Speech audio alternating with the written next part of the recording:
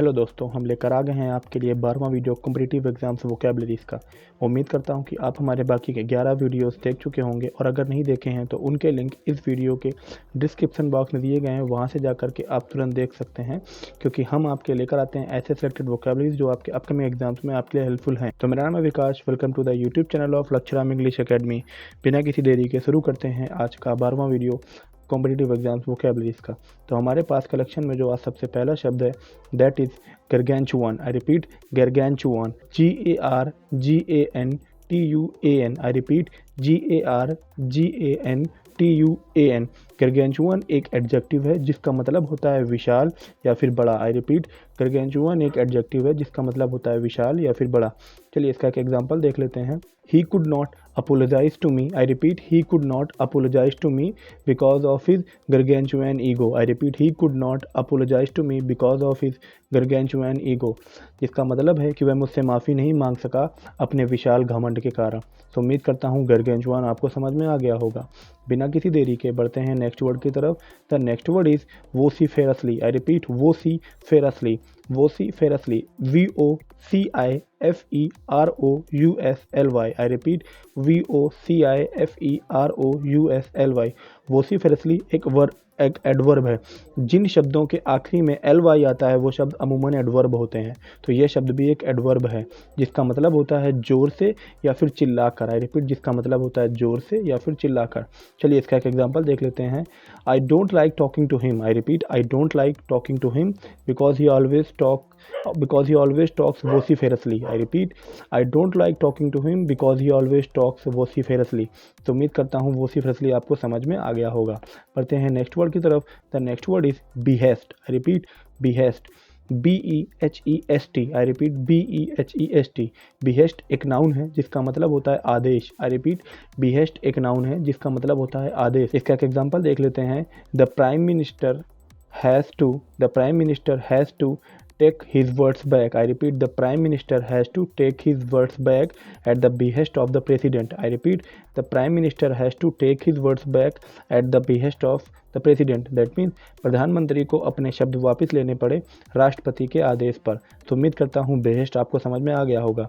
पढ़ते हैं next word की तरफ। The next word is enroachment। I repeat enroachment, ENROACHMENT। I repeat ENROACHMENT। जिन शब्दों के आखिरी में MENT आता है वो शब्द भी नाउन होते हैं अमूमन, और इस नाउन का मतलब है अतिक्रमण। आई रिपीट अतिक्रमण। चलिए इसका एक एग्जांपल देख लेते हैं। The police is trying to remove all the encroachment. I repeat, the police is trying to remove all the encroachment. That means police कोशिश कर रही है सारे अतिक्रमण हटाने की। तो उम्मीद करता हूँ आपको अतिक्रमण या इनरोचमेंट समझ में आ गया होगा। बिना किसी विलंब के बढ़ते हैं नेक्स्ट वर्ड की तरफ।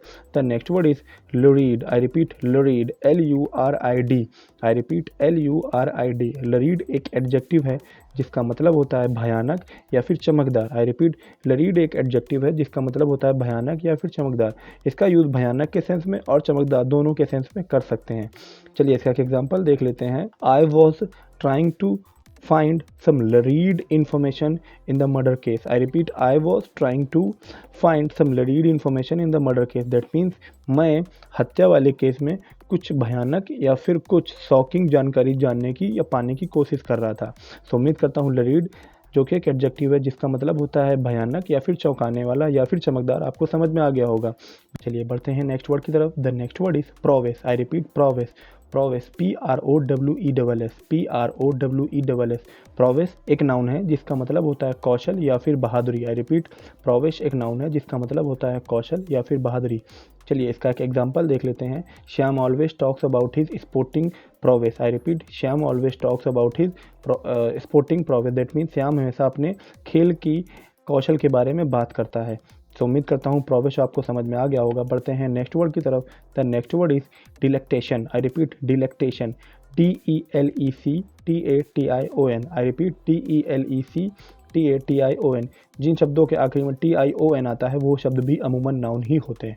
डिलेक्टेशन का मतलब होता है खुशी या फिर संतुष्टि। आई रिपीट, खुशी या फिर संतुष्टि। चलिए इसका एक एग्जांपल देख लेते हैं। I will do this work only for the delectation of my family. I repeat, I will do this work only for the delectation of my family. That means मैं यह काम सिर्फ अपने परिवार की खुशी के लिए करूँगा। तो उम्मीद करता हूँ डिलेक्टेशन आपको समझ में आ गया होगा। बिना किसी देरी के बढ़ते हैं नेक्स्ट वर्ड की तरफ। The next word is veracity. I repeat, veracity. VERACITY। I repeat, VERACITY। Veracity एक नाउन है जिसका मतलब होता है सच्चाई या फिर वास्तविकता। वेरासिटी एक नाउन है जिसका मतलब होता है सच्चाई या फिर वास्तविकता। चलिए इसका एक एग्जांपल देख लेते हैं। I still think there is some veracity in his statement. That means मुझे अभी भी लगता है कि उसके कथन में कुछ सच्चाई है। तो उम्मीद करता हूँ वेरासिटी जिसका मतलब होता है नाउन, वेरासिटी जो कि एक नाउन है जिसका मतलब होता है सच्चाई या वास्तविकता, आपको समझ में आ गया होगा। बिना किसी देरी के बढ़ते हैं नेक्स्ट वर्ड की तरफ। The next word is refute. I repeat, refute. REFUTE। I repeat, REFUTE। Refute एक वर्ब है जिसका मतलब होता है मना करना या फिर इनकार करना। आई रिपीट, रेफ्यूट एक वर्ब है जिसका मतलब होता है मना करना या फिर इनकार करना। चलिए इसका एक एग्जांपल देख लेते हैं।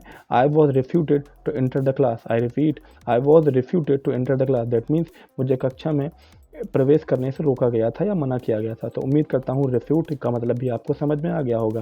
बिना किसी देरी के बढ़ते हैं आज के अंतिम वर्ड की तरफ। तो आज का अंतिम वर्ड या वोकैबुलरी है commence. I repeat, commence. COMMENCE। COMMENCE। Commence एक नाउन और वर्ब दोनों है जिसका मतलब होता है शुरुआत करना। आई रिपीट, कमेंस एक नाउन या वर्ब दोनों जिसका मतलब होता है शुरुआत करना। चलिए इसका एक एग्जांपल देख लेते हैं। The election will commence from the first week of the March। I repeat, the election will commence from the first week of the March। That means जो चुनाव हैं वो मार्च के पहले हफ्ते से शुरू हो जाएंगे। सो उम्मीद करता हूँ कि आपको कमेंट्स का मतलब भी समझ में आ गया होगा। So that's it from my side. See you in the next video. Till then keep learning.